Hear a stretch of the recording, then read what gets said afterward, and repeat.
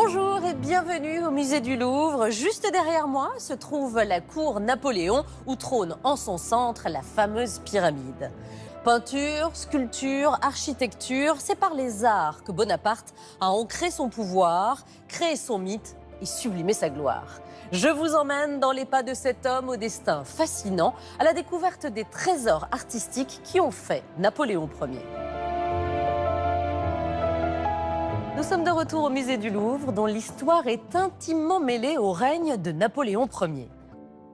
C'est Dominique Vivant-Denon, le directeur du musée du Louvre, dit alors musée Napoléon pour mieux flatter l'empereur, qui choisit des camées qui ont finalement pour but de donner à cette couronne une sorte de cachet médiéval, puisque la couronne comme le sceptre sont des créations au moment du sacre par l'orfèvre Biennet, et on fait mine que ce soit la couronne héritée du Moyen-Âge.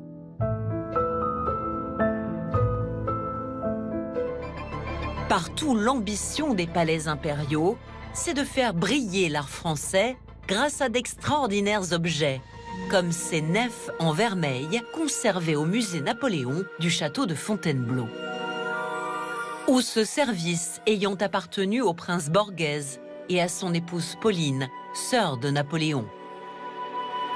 Ce prince Borghese, représentant de l'empereur en résidence à Turin, est chargé d'éblouir les élites piémontaises, et pour les éblouir, eh bien évidemment, il doit les recevoir. Et que montre-t-il sur sa table?